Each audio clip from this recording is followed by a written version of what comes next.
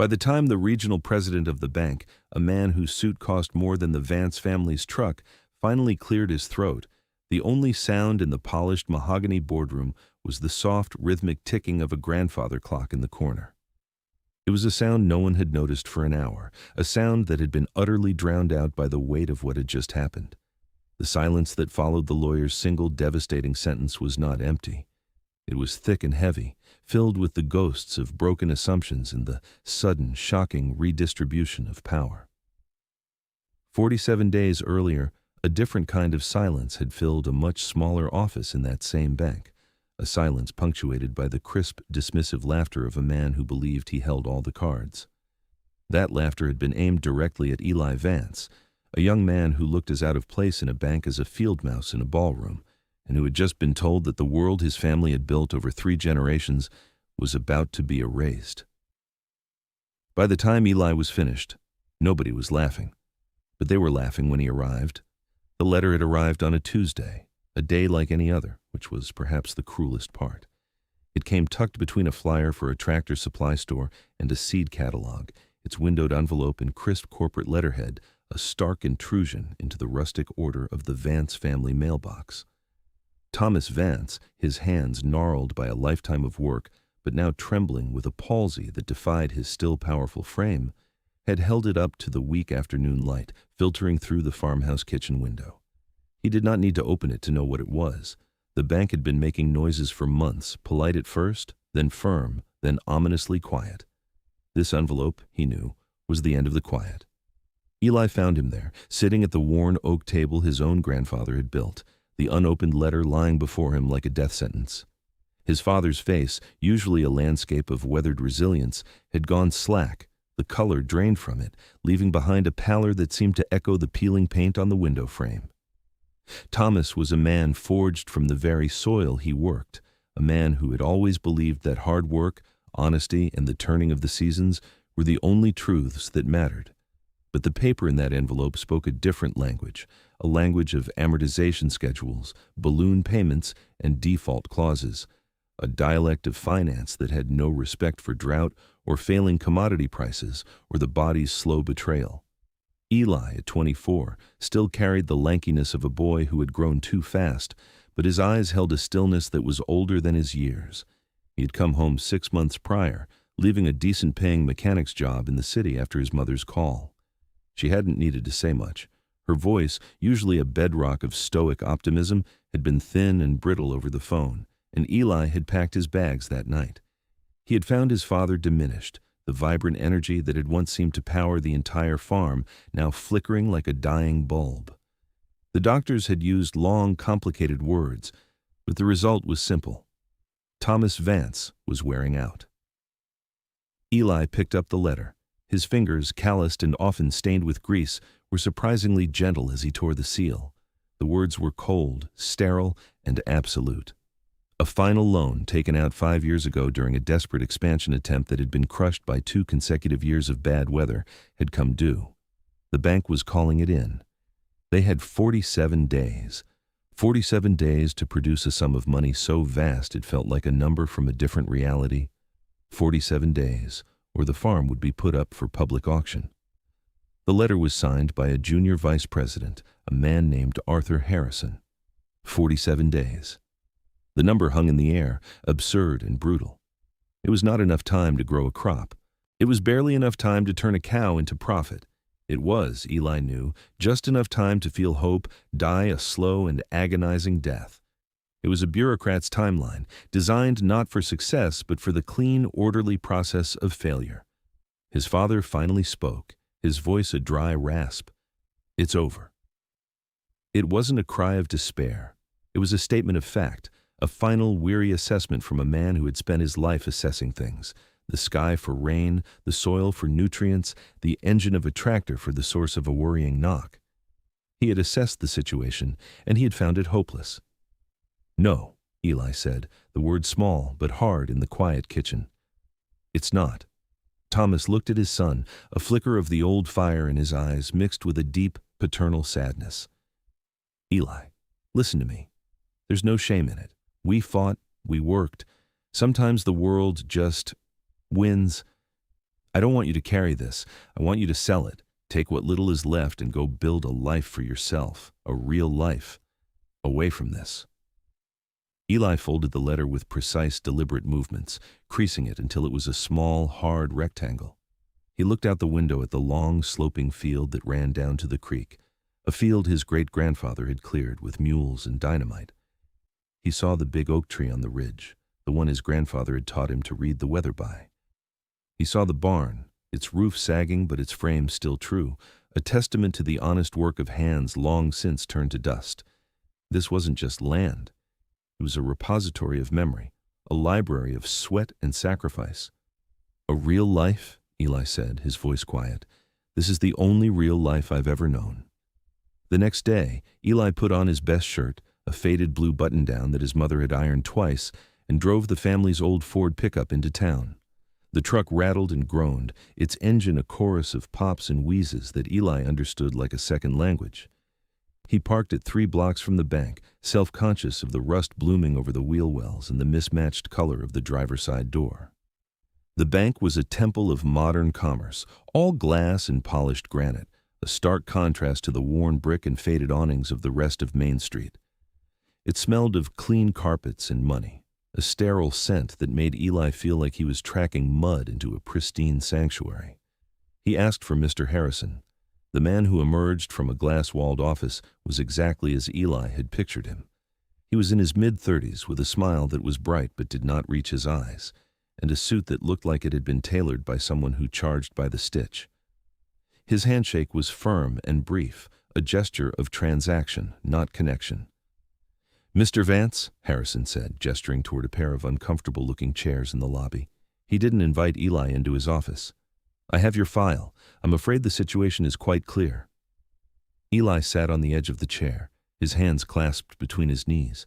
He could feel the eyes of the tellers and other customers on him. He was the son of Tom Vance, and in a small town, news of trouble traveled faster than fire. He felt their pity, their curiosity. "I'm not here to dispute the debt, sir," Eli began, his voice steady despite the hammering in his chest. "I'm here to ask for more time. My father, he's not well. The 47 days, it's not enough. We're good for the money. We just need a season. One good season." Harrison leaned back, a practiced look of sympathetic concern on his face. It was a mask, and a poorly worn one at that. "Eli, may I call you Eli? I understand. Believe me, we see this all the time. Good people, hard-working people who fall on hard times. The bank isn't a charity, but we are part of this community. We've already extended Mr. Vance's line of credit twice in the past 3 years. Our hands are tied. Regulators, you understand."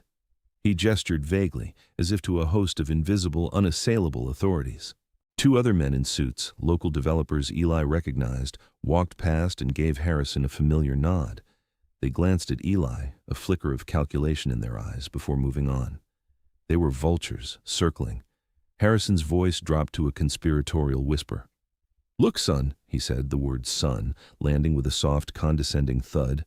"I appreciate the passion. I really do. It's admirable. But sentiment doesn't pay the bills." He smiled, a tight, dismissive little smile, and that's when the laughter started. It wasn't loud. It was a low chuckle from one of the developers who had lingered nearby, pretending to look at a brochure. Harrison's smile widened, sharing the joke. The moment was small, almost imperceptible, but it was a public execution of hope. Eli was not a peer. He was not a client to be negotiated with.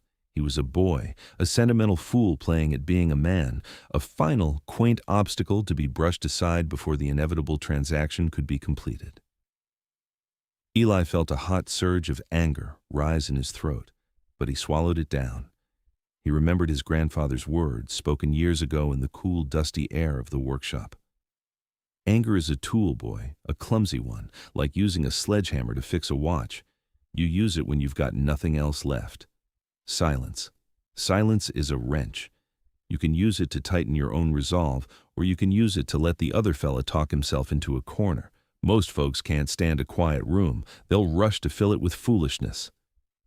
So Eli said nothing. He simply held Harrison's gaze. The silence stretched. Harrison's smile faltered for a second. He had expected a plea, an argument, maybe even tears. He had not expected this quiet, unnerving stillness. "The terms are the terms," Harrison said, his voice regaining its professional crispness. He stood up, the meeting clearly over. 47 days. My advice? Get a good realtor. Maximize what you can get before the auction. It's the practical thing to do. Eli stood up as well. He did not offer his hand. He just nodded once, a gesture so small it was almost an absence of movement. "Thank you for your time, Mr. Harrison." He walked out of the bank, the cool, conditioned air giving way to the humid heat of the street. He didn't look back. You could feel their eyes on him, the pity, the condescension, the predatory interest. He walked the 3 blocks to his truck, each step heavy with the weight of his failure.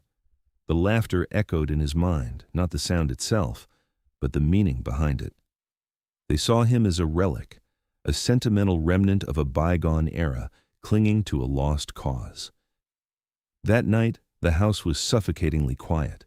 His father had gone to bed early, the brief, disastrous meeting with the bank having sapped what little strength he had. Eli sat at the kitchen table, the foreclosure notice a pale square in the moonlight. He felt a despair so profound it was like a physical weight on his chest. His father was right. It was over. The practical thing to do was to start packing. He needed to do something, anything, to fight the paralysis creeping over him. He thought of the cellar. It was a mess, a crypt of forgotten things accumulated over a century. If they had to leave, it would need to be cleared out. The thought was grim, but it was a task, a tangible problem he could solve with his hands. He grabbed a flashlight and descended the creaking wooden stairs into the cool, damp dark. The cellar smelled of earth, mildew, and time itself. Shelves overflowed with dusty mason jars, their contents long since turned to murky science experiments. Old furniture stood shrouded in white sheets like mourners at a wake. In the far corner, behind a defunct furnace and a stack of rotted lumber, was what he was looking for. It was a large, heavy-duty footlocker made of steel that had once been painted army green but was now mostly a mottled tapestry of rust. His grandfather, Jedediah Vance, had brought it home from his time in the army and had always referred to it simply as the crate. As a boy, Eli had been fascinated by it. It was always locked, and Jedediah had been evasive about its contents. "It's just old business, Eli," he'd say with a wink. "Holds the real books." Jedediah had been the true foundation of the farm. Eli's father was a good farmer, but Jedediah had been a master, a kind of rural Leonardo da Vinci. He was a farmer, a mechanic, a welder, a self-taught engineer, and a philosopher of the soil. He had died 10 years ago, leaving behind a legacy of neatly organized workshops, immaculately maintained machinery, and a hole in Eli's life that had never quite filled. Eli ran his hand over the rough, cold surface of the crate. The lock was a heavy brass padlock, green with verdigris. The key, his grandfather had told him, was where it ought to be. For years, Eli had searched for it in all the obvious places. Now, standing in the ruins of his family's future, the answer came to him with sudden, startling clarity. He went back upstairs to the workshop, a sanctuary of order and purpose that was Jedediah's true monument. On the wall, mounted on a piece of polished oak, was his grandfather's favorite tool, a massive, perfectly balanced ball-peen hammer. Eli had never been allowed to use it. "That's not for hitting things, boy," Jedediah had said. "That's for persuading them. There's a difference." Tucked into a small, drilled-out hole in the end of the hammer's hickory handle was a tiny, intricately shaped brass key. His heart pounding, Eli took the hammer and the key back down to the cellar. The key slid into the padlock with a smooth, satisfying click. The lock sprang open. With a deep breath, Eli lifted the heavy lid. The air that rose from the crate was not the smell of mildew or decay. It was the clean, sharp scent of old paper, ink, and a faint, lingering aroma of lubricating oil. The contents were packed with military precision. There were no cobwebs, no signs of moisture. Jedediah had sealed it for the ages. On top was a single leather-bound ledger, its cover embossed with the words, "Vance Farm Permanent Record." Eli lifted it out. It was heavy, dense with information. Beneath it, the crate was filled with dozens, perhaps hundreds, of technical manuals, service bulletins, and parts catalogs, all for farm equipment from the 1940s, 50s, and 60s. They were organized by manufacturer: Alice Chalmers, Farmall, John Deere, Oliver. It was a madman's library, an archive of obsolescence. Why would his grandfather, a man of profound practicality, have so carefully preserved this mountain of outdated information? Eli started to feel a fresh wave of despair. He had hoped for a forgotten savings bond, a hidden deed, a stock certificate. He had found a hoarder's collection of junk mail. He almost closed the lid, but something made him pause. He opened the leather ledger. The first page was a table of contents, written in his grandfather's elegant, surprisingly delicate cursive. It wasn't just a record of the farm's finances. It was a detailed history of every major piece of equipment ever purchased, cross-referenced with the manuals in the crate.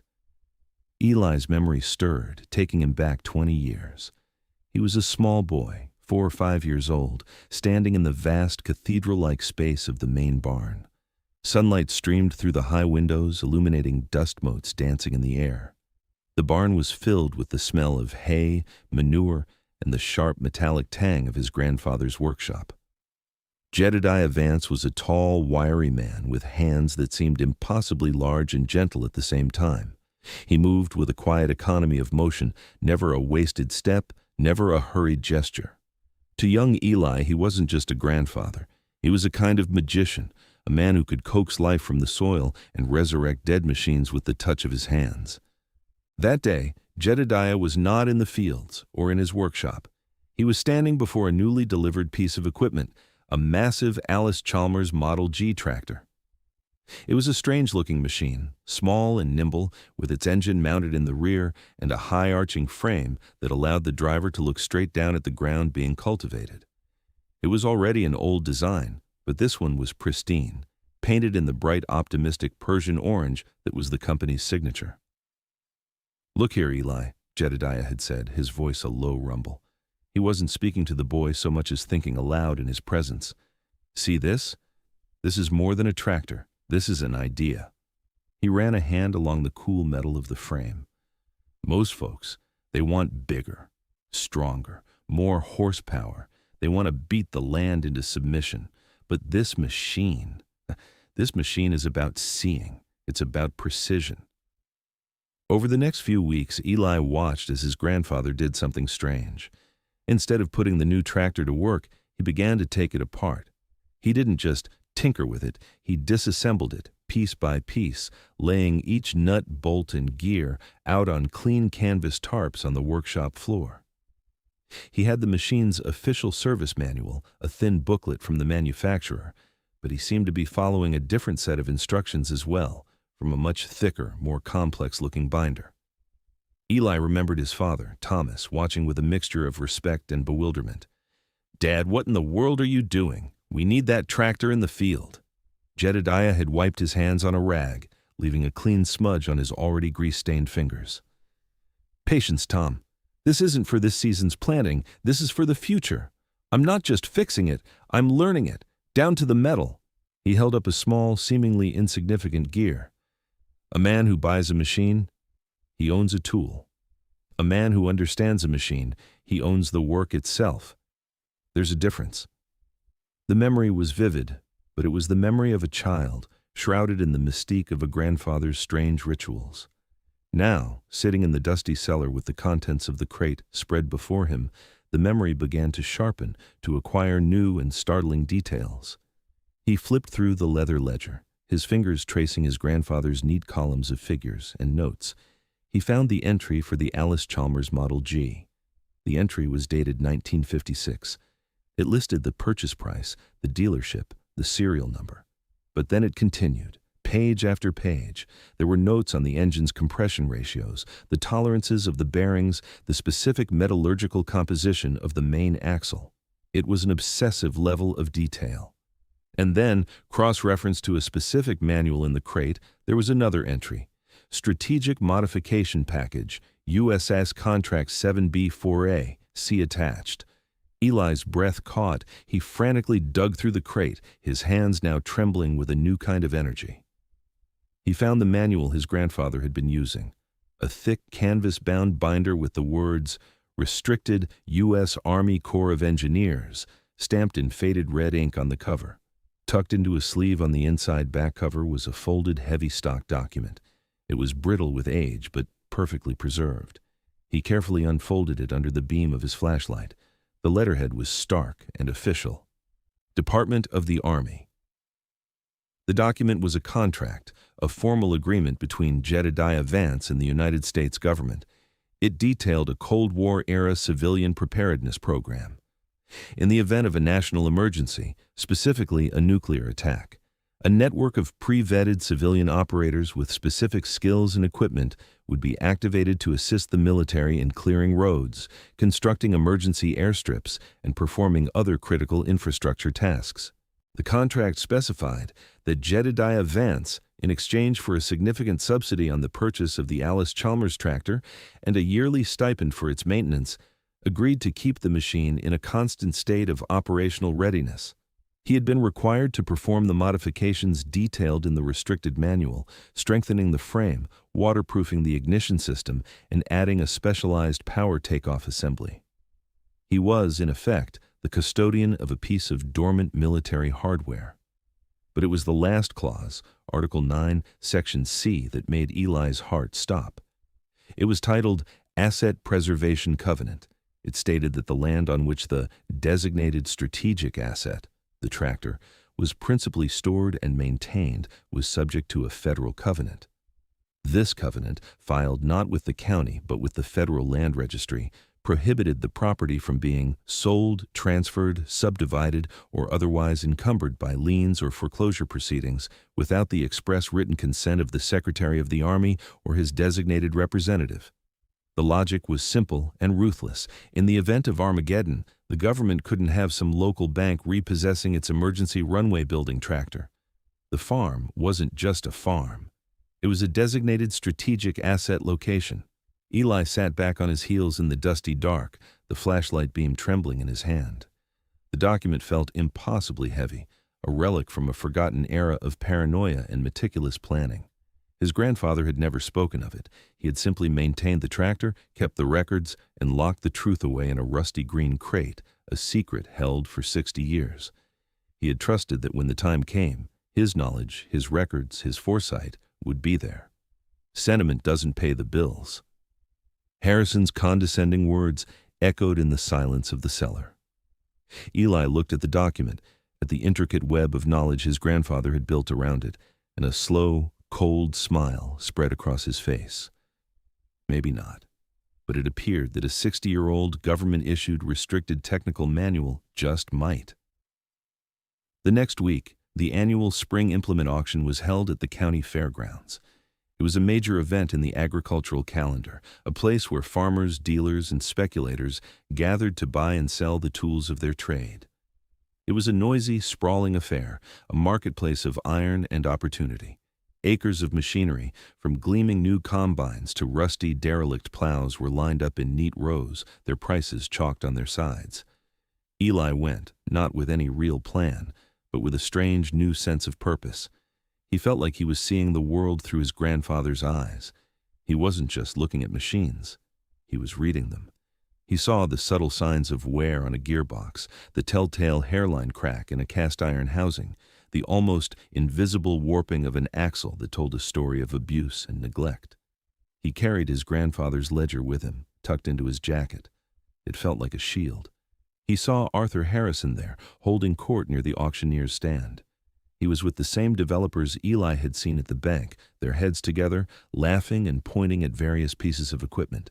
Harrison was a fish out of water here, his polished shoes already dusty, but he wore his discomfort like a badge of honor, a city man slumming it with the country folk. He was there to feel the pulse of the local economy and perhaps to identify other farmers who might be ripe for a foreclosure notice. Eli ignored him and wandered through the rows of forgotten equipment, the section the auctioneer dismissively called Scrap Row. It was a graveyard of ambition, filled with machines that were too old, too broken, or too obscure to be of interest to modern, large-scale farming operations. To most, it was junk, destined for the smelter. To Eli, thanks to the crate in his cellar, It was a library. And then he saw it. Half hidden behind a mountain of rusted disc harrows was another Alice Chalmers Model G. It was in terrible condition, its orange paint faded to a chalky pink, its tires rotted away, its engine partially disassembled and exposed to the elements. A crude, hand-painted sign on its frame read, "As is no reserve." It was, by all appearances, a worthless piece of scrap metal. The auctioneer would be lucky to get $50 for it. But Eli, armed with the knowledge from his grandfather's obsessive notes, saw something else. He walked around it, his eyes scanning every detail. He recognized the specific configuration of the engine block. He saw the faint outline of mounting holes on the frame that corresponded to the diagrams in the restricted Army manual. This wasn't just any Model G. It was one of the few that had been part of the same Cold War program. Its owner had likely passed away, the story of the contract forgotten, the machine left to rot. But Eli knew something else, something only a person who had read the fine print of both the manufacturer's service bulletins and the Army's modification manual would know. In 1957, Alice Chalmers had issued a recall for a specific batch of transmissions used in the Model G. A flaw in the casting process could cause the main shaft to fracture under heavy load. The Army, however, had rejected the recall. Their own engineers had devised a different solution. A small, incredibly durable reinforcement collar made of a specialized tungsten steel alloy to be installed around the shaft. The part was listed in the Army manual with a specific part number. Jedediah had noted in his ledger, "Tungsten collar, USAX PN 45B11, is worth more than the whole damn tractor, indestructible." Eli peered into the grimy, oil-caked housing of the transmission, and there it was, a small, dark ring of metal, barely visible beneath the rust and grease, but unmistakably the reinforcement collar. It was a piece of military-grade, Cold War-era engineering hidden inside a piece of farm scrap. When the tractor came up for auction, the auctioneer could barely stifle a yawn. "All right, folks, what am I bid for this fine piece of agricultural history? Good for a mailbox post or a boat anchor. Who'll give me $50? Silence. $20? Somebody give me $20 to haul it away." Eli raised a hand. "25, he said, his voice calm. The auctioneer looked at him, surprised. "I got 25 from the young man in the blue shirt. Any advance on 25? A local scrap dealer, a burly man named Gus, yelled out, 30. 35, Eli said immediately. Gus grunted. 40. 50, Eli said, his voice even. He didn't look at Gus. He looked at the auctioneer. Gus hesitated. The tractor was maybe a ton of scrap steel. At current prices, it was worth $60 or $70, but he'd have to haul it. He shook his head. "Let the kid have his toy." "Sold!" the auctioneer cried, banging his gavel. "To the young fella for $50.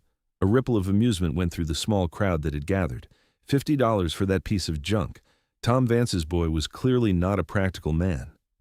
As Eli was paying the clerk, a shadow fell over him. It was Arthur Harrison. He had a proprietary smile on his face, the kind a man gets when he's about to offer a magnanimous favor. "Well, well," Harrison said, his voice dripping with false bonhomie. "Collecting junk now, are we? Starting a museum of failure?" He gestured at the decrepit tractor. "Look, I feel for you, I really do. Tell you what, I'll give you $100 for it. Double your money, a little lesson in smart business. Buy low, sell high. You could use the cash." He was testing him. He was trying to confirm his own assessment of Eli as a naive, sentimental fool who had just thrown away $50 he couldn't afford to lose.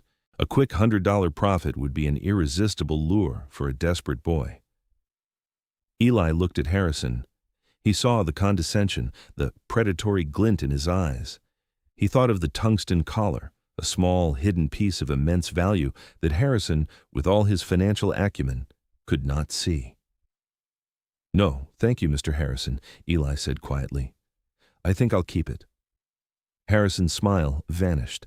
He stared at Eli, a flicker of genuine confusion in his eyes. It was the same look he'd had in the bank when Eli had met his bluster with silence. It was the look of a man whose worldview had just been subtly but unmistakably contradicted. Why would a broke farm boy turn down 100% profit on a piece of junk? It didn't compute. It violated the laws of his universe where everything and everyone had a price. "Suit yourself," Harrison snapped, his tone suddenly sharp. "Don't say I didn't try to help you." He turned on his heel and walked away, rejoining the developers. Eli could see them talking, glancing back at him, their laughter now carrying a small, sharp edge of irritation. Eli had won a small victory. He had acquired a valuable asset for almost nothing. But more importantly, he had planted a seed of doubt in his enemy's mind. He had presented Harrison with a puzzle he couldn't solve. And as his grandfather had taught him, a man who is busy trying to solve the wrong puzzle is a man who won't see the real trap being laid. The next 40 days were a blur of calculated activity. Eli hired a flatbed to haul the junked tractor back to the farm and tucked it away in the back of the barn, out of sight. He spent his days not on the farm's immediate problems, but in his grandfather's workshop, a place that now felt less like a museum and more like an armory. He wasn't just waiting for the deadline. He was building a new life, brick by brick, even as the old one was threatened with demolition. He put up a small, hand-painted sign at the end of the farm's lane. "Vance & Son, Vintage Tractor Repair, specializing in Alice, Farmel, and Oliver." At first, no one came. The sign was seen as a sad curiosity, another sign of young Eli Vance's disconnect from reality. Modern farms used massive computer-controlled machines from John Deere and Case IH. The old tractors were relics, kept for parades or left to rust in fence lines. The dealerships wouldn't even stock parts for them anymore. But the community of small farmers, the ones who hadn't been bought out by the big agricultural corporations, still relied on these older machines. They were simpler, more reliable, and most importantly, paid for. When they broke down, it was a crisis. Eli's first customer was an old man named Miller, whose Farmall cub had thrown a rod. The dealership had quoted him a price for a new compact tractor that was more than his entire farm was worth. He showed up at Eli's workshop skeptical and desperate. Eli didn't just look at the engine. He brought out his grandfather's ledger and the corresponding Farmall manuals from the crate. He spent an hour cross-referencing part numbers, reading service bulletins from 1962. He found that the connecting rod that had failed was part of a known manufacturing defect. He also found, in his grandfather's notes, the part number for a superior, aftermarket rod made by a small foundry in Ohio that had gone out of business 30 years ago. "I can't get you the original part," Eli told Miller, "but I can make you one." Using his grandfather's small forge and lathe, Eli spent 2 days meticulously fabricating a new connecting rod from a block of high-grade steel, tempering it exactly as his grandfather's notes described. He installed it, tuned the engine until it hummed like a sewing machine, and charged Miller $100, a fraction of what a new engine would have cost. Word began to spread. It traveled not on the internet or in the newspaper, but through the old, reliable channels of the rural world. Gossip over a hardware store counter, a conversation at the grain elevator, a nod between two old men at the diner. Tom Vance's boy wasn't just a tinkerer. He knew the old iron. He had the books. He did honest work. Slowly, a trickle of business became a steady stream. Old tractors, ballers, and cultivators that had been given up for dead were hauled to the Vance farm. Eli worked from dawn until long after dusk, the glow of his workshop a beacon in the night. He was not just fixing machines, he was restoring his family's name. With every repaired engine, he was erasing the stain of pity and replacing it with respect. He was making enough money to keep food on the table, to buy his father's medicine. He was not making enough to stop the foreclosure, not even close. Arthur Harrison, however, saw things differently. He heard the stories. He saw the increased traffic down the Vance's lane. In his world, activity meant profit. He couldn't understand the scale of it, a few $100s here and there, but he saw a threat. Eli Vance was supposed to be failing, despairing, preparing to sell. Instead, he was working. He was building something. This defiance, this refusal to play his assigned role, infuriated Harrison. One afternoon, Harrison's sleek black sedan pulled up in front of the workshop. He got out, his city shoes crunching on the gravel. He looked around at the collection of old, half-disassembled tractors with a look of profound distaste. "Vance," he said, skipping the pleasantries. Eli was hunched over an engine, his hands black with grease. He straightened up slowly, wiping his hands on a rag. "Mr. Harrison." "I've come to make you a final offer," Harrison said. He pulled a folder from his briefcase. "This is a cash offer for the farm. It's more than you'll get at auction, and it settles the debt completely. It's a clean break. I'm doing this as a favor to your father, to save him the public embarrassment of a foreclosure." The offer was insulting. It was barely 60 cents on the dollar for the land's market value, a predatory bid designed to capitalize on their desperation. Eli didn't even look at the papers. He looked at Harrison, at his smug, confident face. He thought of the document in the cellar. He thought of the tungsten collar hidden in the barn. He thought of the trust old man Miller had placed in him. "The farm is not for sale," Eli said, his voice quiet but unyielding. Harrison stared at him, his face tightening with anger. "You are an arrogant and foolish boy," he said, his voice low and venomous.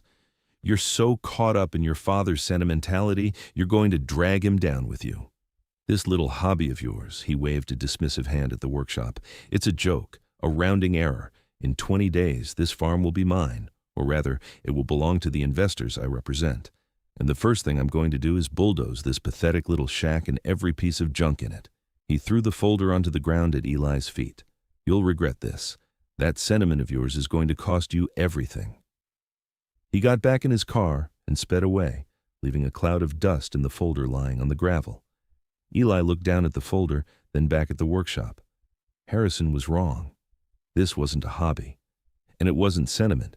It was a strategy. But as the days ticked by, a new fear began to creep in. The document was his ace in the hole. But what if it wasn't enough?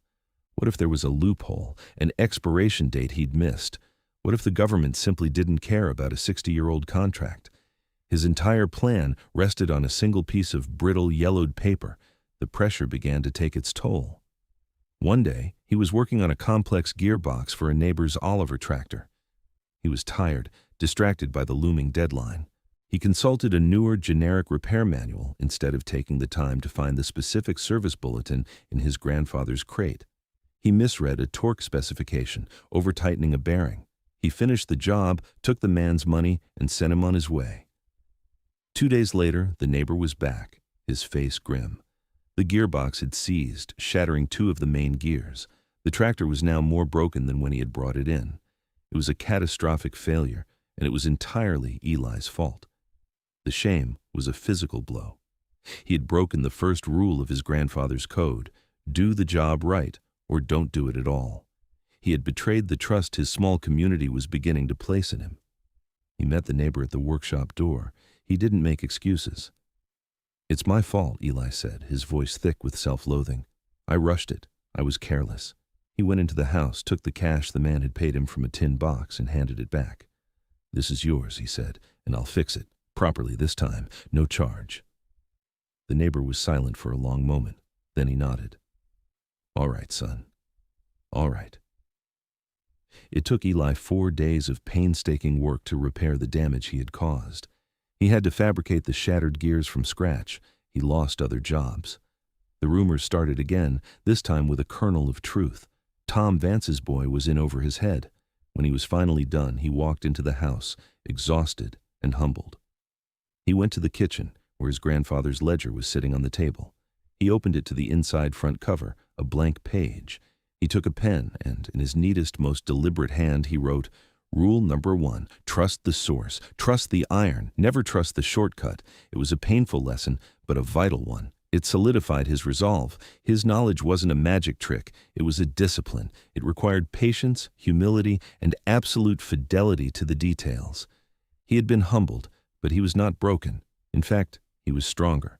He now understood the weight of the responsibility that came with his grandfather's legacy. With less than a week to go until the deadline, Eli began the final phase of his plan.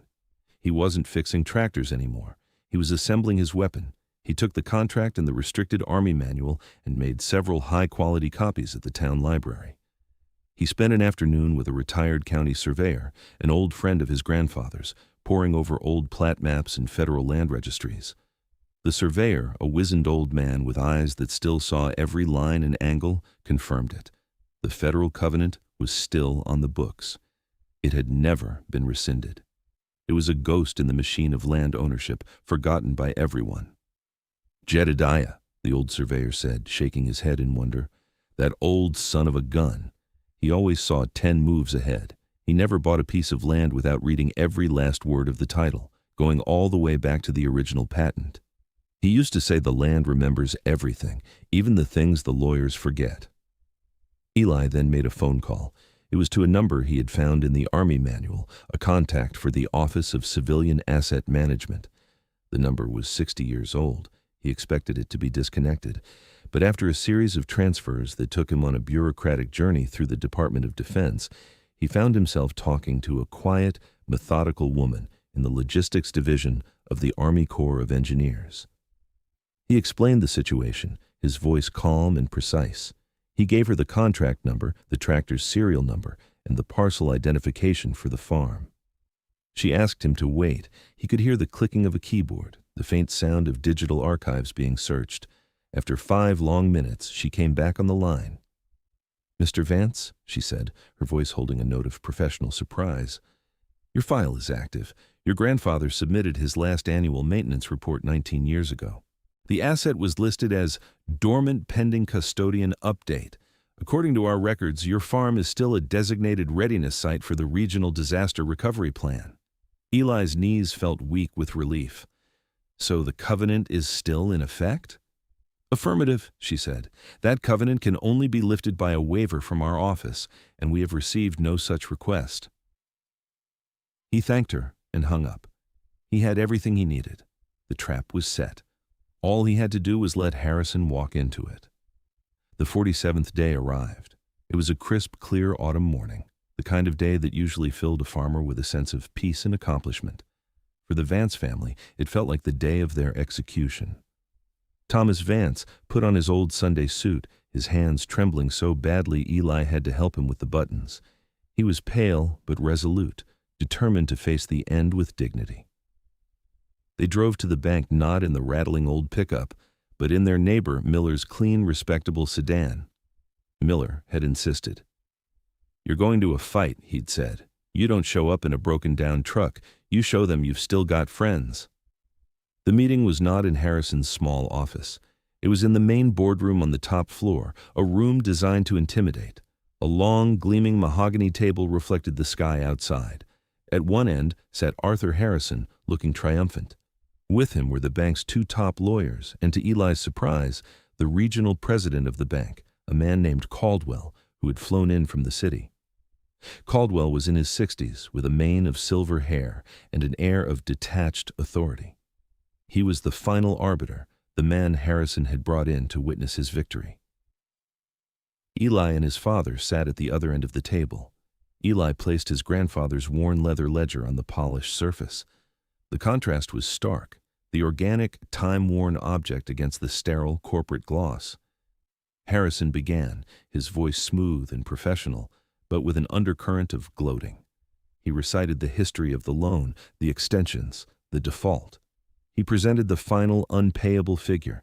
He then slid a stack of documents across the table. It was a deed in lieu of foreclosure. "As you can see, the numbers are not in your favor," Harrison said, directing his words to Thomas but looking at Eli. "We've been more than patient.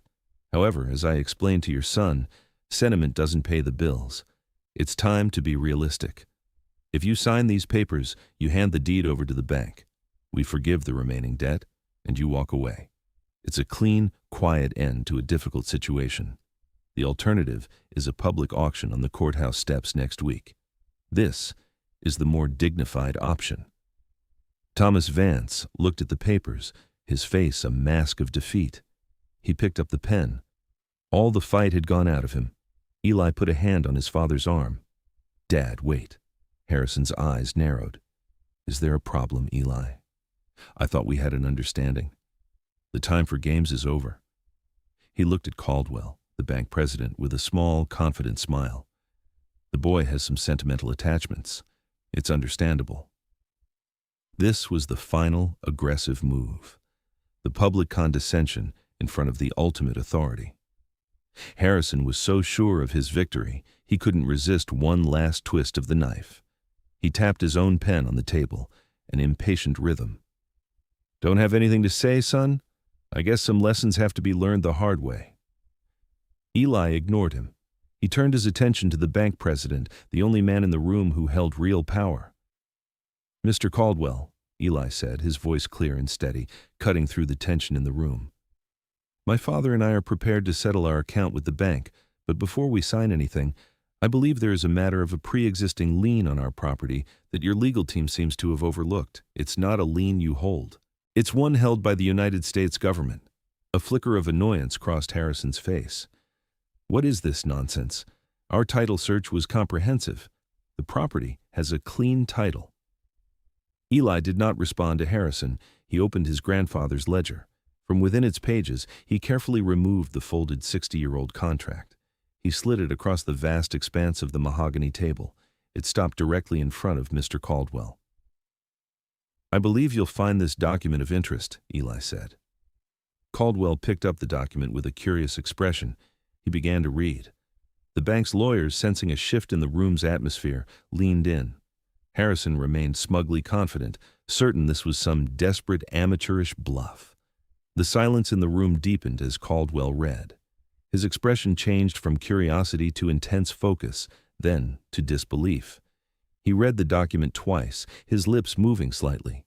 He then passed it to the lawyer on his right, a man with sharp eyes and a perpetually worried expression. The lawyer's reaction was more immediate. His eyes widened. He read a passage, then looked up at Eli, then back at the paper, as if he couldn't believe what he was seeing. He traced the lines of Article 9, Section C with his finger. He turned to his colleague, who read it over his shoulder, his jaw slowly dropping. Harrison's smirk began to falter. "What is it? Some kind of forgery?" The first lawyer ignored him. He looked up, not at Eli, but at his boss, the regional president. His face was pale. He cleared his throat. And then he delivered the single sentence that changed everything. "He's right," the lawyer said, his voice barely a whisper. "This is a federal strategic asset covenant. It's still active. We can't foreclose." Silence. Absolute, profound, and devastating silence. It was as if the air had been sucked out of the room.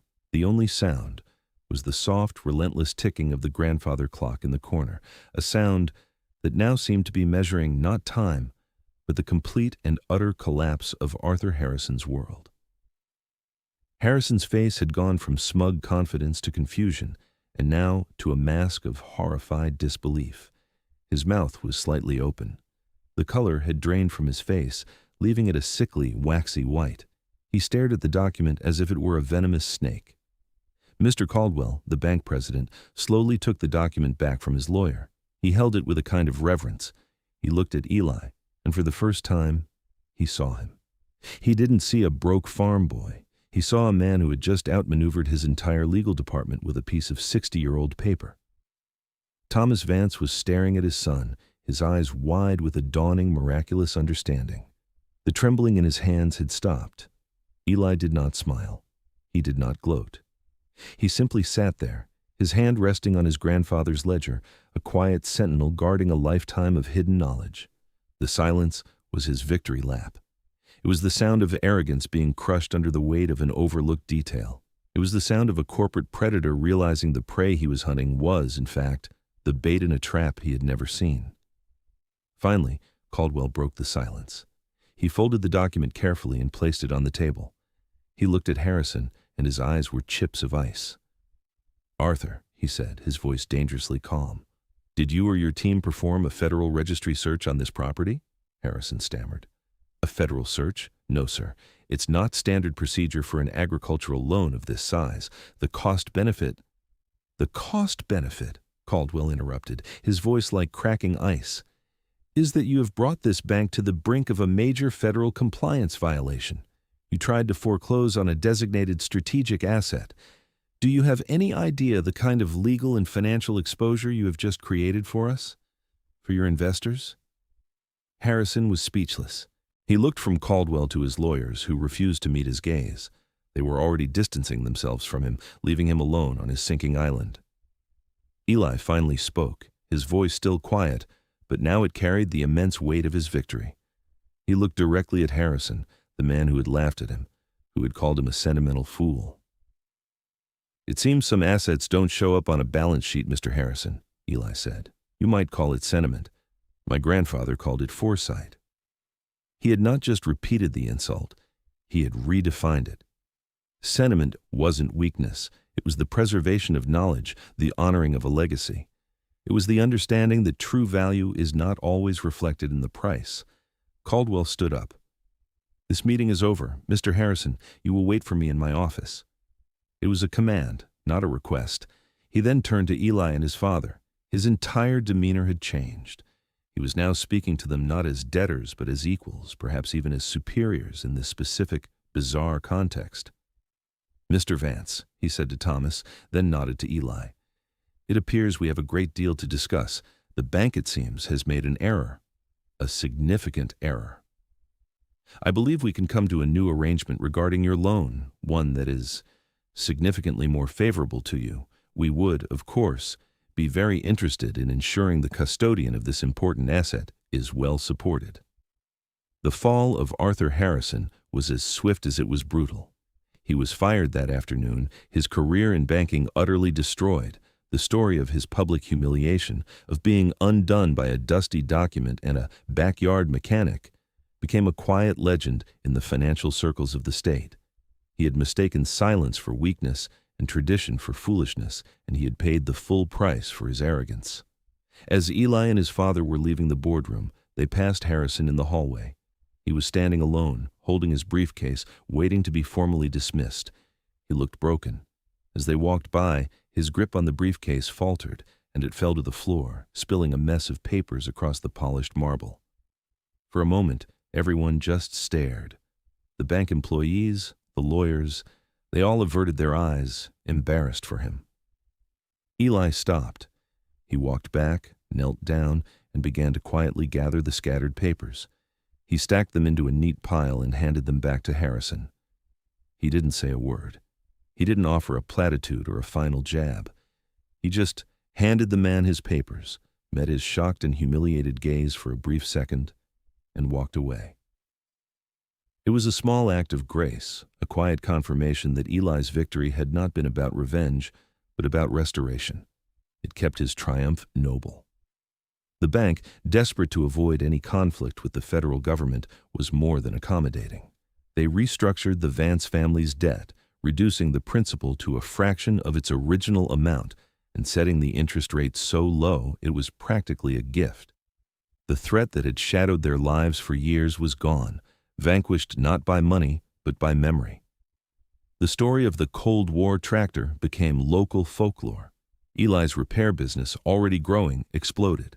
Farmers from 3 counties away brought him their old, forgotten machines. They didn't just come for his mechanical skill, they came for his integrity. They came because he was the man who had faced down the bank and won, not with lawyers or threats, but with a quiet, unshakable knowledge of the things that mattered.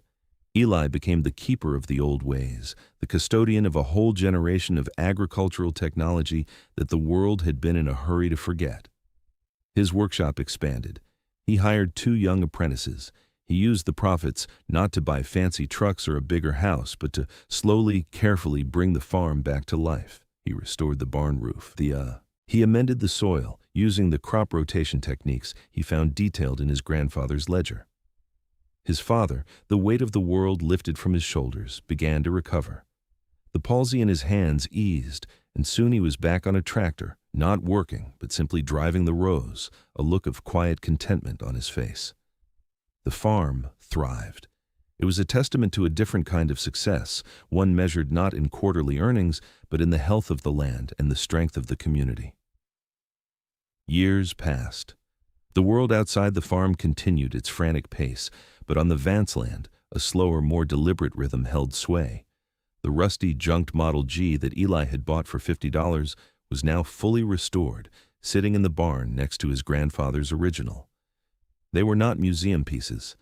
Eli still used them for delicate cultivation work, their strange, nimble design perfect for the organic vegetable crops he now grew. One bright summer afternoon, many years later, a dusty pickup truck, even older and more battered than Eli's had once been, pulled into the lane. A teenager got out. He was lanky and awkward, with an earnest, intense look in his eyes. He was clutching a stained, spiral-bound notebook. He found Eli in the workshop, his hair now flecked with gray, his hands still stained with the honest dirt of his work. "Mr. Vance?" the boy asked, his voice cracking slightly. "That's me," Eli said, smiling. "My name's Sam," the boy said. I've heard about you. They say you know the old machines. My grandpa, he left me his old Farmall H. It hasn't run in 20 years. I've been reading about it, trying to figure it out. I think the magneto is shot, but I can't figure out the timing advance. I've got some notes." He held up his notebook, its pages filled with his own clumsy diagrams and questions. Eli looked at the boy, and in his earnest eyes, in his grease-stained notebook, he saw himself, all those years ago. He saw the same hunger to understand, the same respect for the iron. He wiped his hands on a rag and gestured for the boy to follow him. He led him not to the tractor, but to a heavy wooden desk in the corner of the workshop. On it sat the old leather-bound ledger.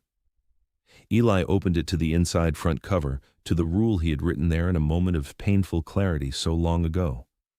He pointed to the words. "There's only one place to start," Eli said, his voice the low, steady rumble of a mentor. "And this is it." The boy leaned in, his eyes tracing the faded ink. Trust the source, trust the iron. He looked up at Eli, a universe of questions and possibilities opening in his young face. Eli smiled. The circle was complete. The knowledge was not his to own. It was his to pass on. The legacy of Jedediah Vance was not locked away in a rusty crate anymore. It was alive, breathing in the hum of the workshop, in the turning of the soil, and in the moment one generation reaches out to another, offering not just an answer, but a way of knowing. For in the end, true wealth is not the money you accumulate, but the knowledge you preserve and the integrity you pass down. Arrogance builds empires on sand, convinced of its own brilliance, right up until the moment an overlooked truth washes it all away. But wisdom builds its foundation on the bedrock of what is real, what is true, and what is remembered. Because the land doesn't remember the balance sheets, it remembers the hands that knew its worth.